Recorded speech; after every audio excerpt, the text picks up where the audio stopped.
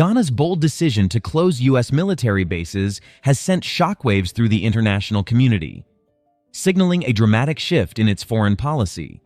This move not only asserts Ghana's sovereignty, but also challenges the long-standing narrative of foreign military presence in Africa.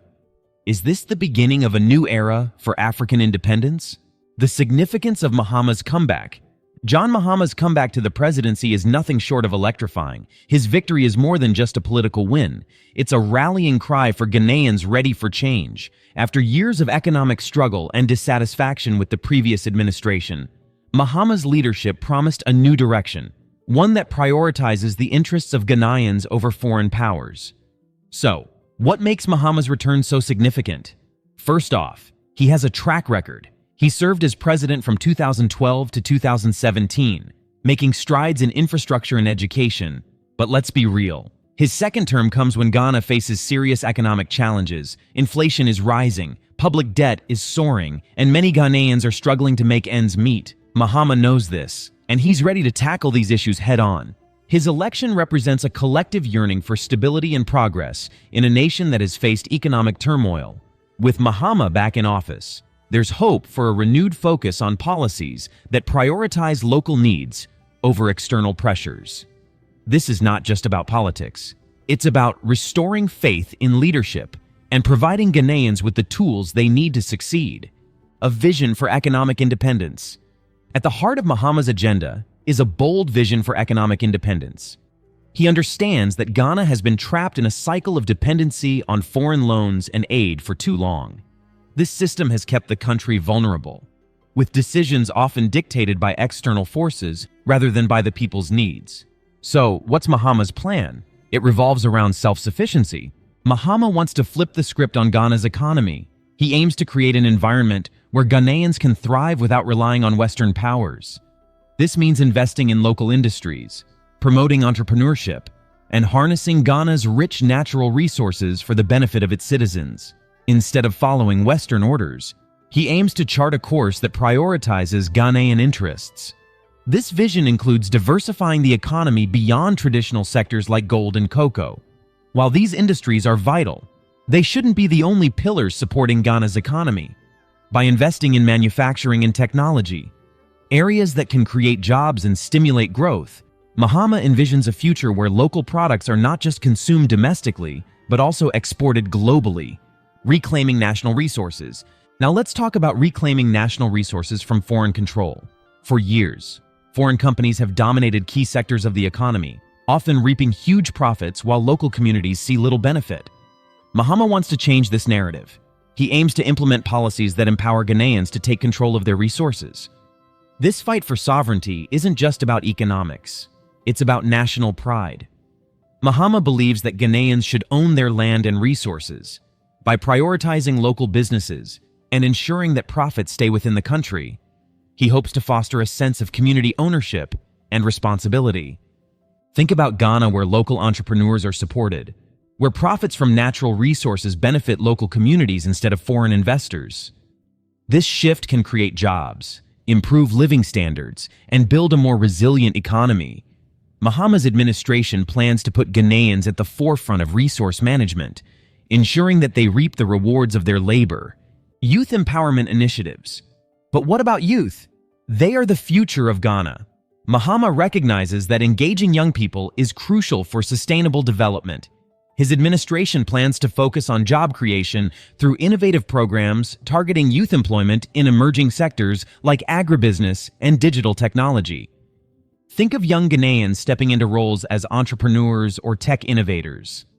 Mahama envisions a 24-hour economy, where businesses operate around the clock to maximize productivity and create jobs across various sectors.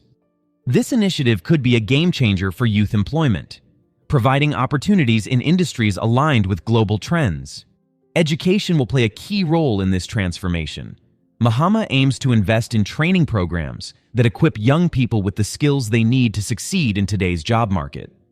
By focusing on practical skills and entrepreneurship, he hopes to empower Ghanaians to build their futures rather than wait for jobs to be handed to them. The youth are not just passive recipients of change, they are active participants in shaping their destinies. By investing in their potential, Mahama is laying the groundwork for a vibrant economy driven by innovation and creativity, reviving cocoa.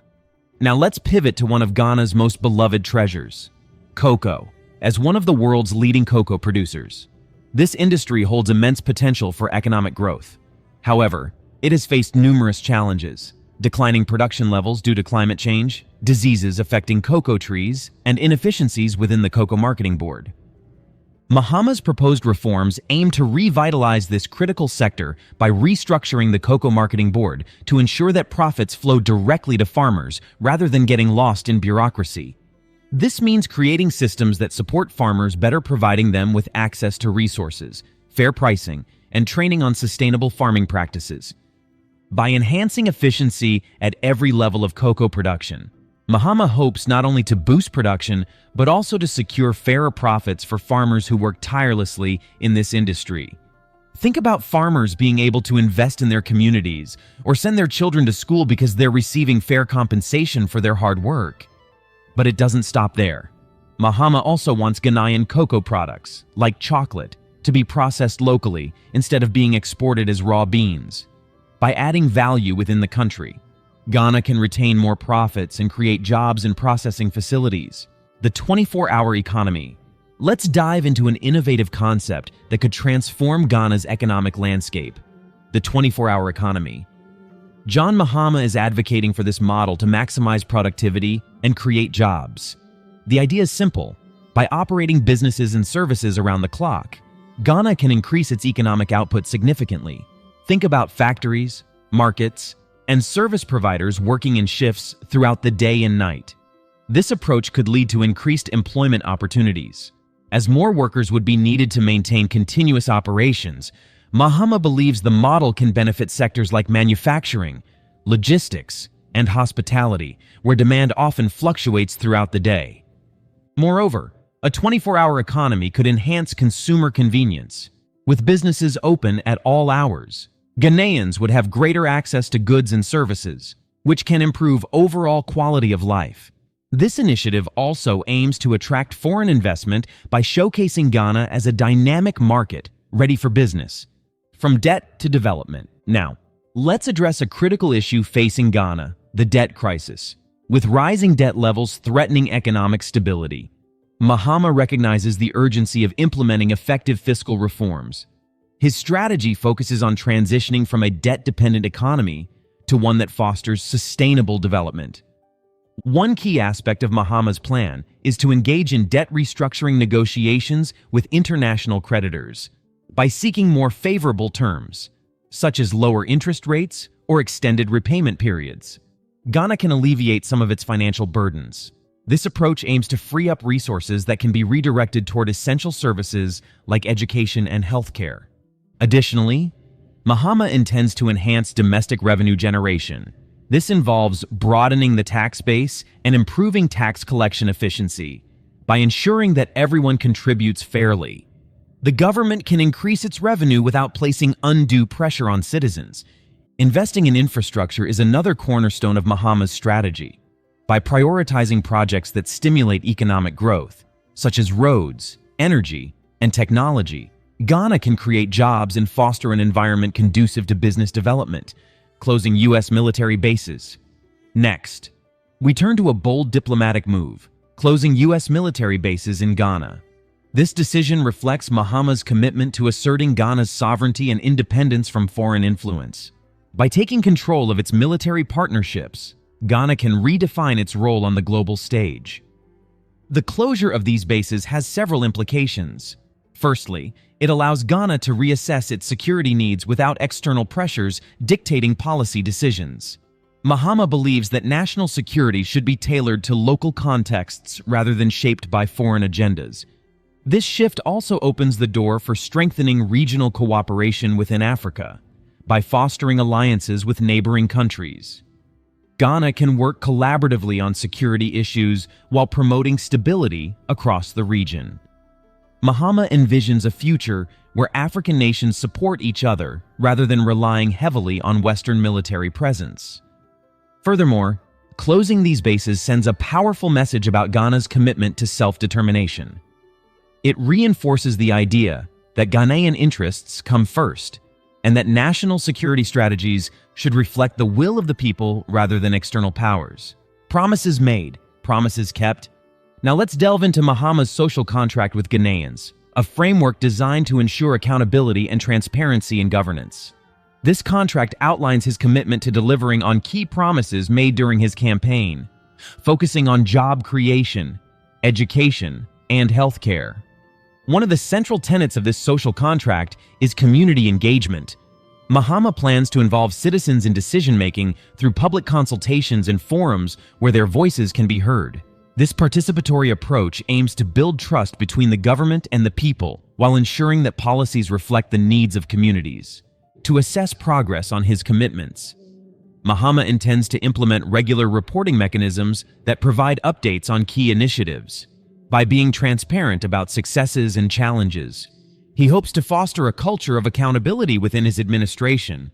Moreover, Mahama recognizes that meeting these commitments requires collaboration with various stakeholders, businesses, civil society organizations, and local leaders. By working together towards common goals, Ghanaians can collectively drive positive change across the nation. Unity in diversity, finally.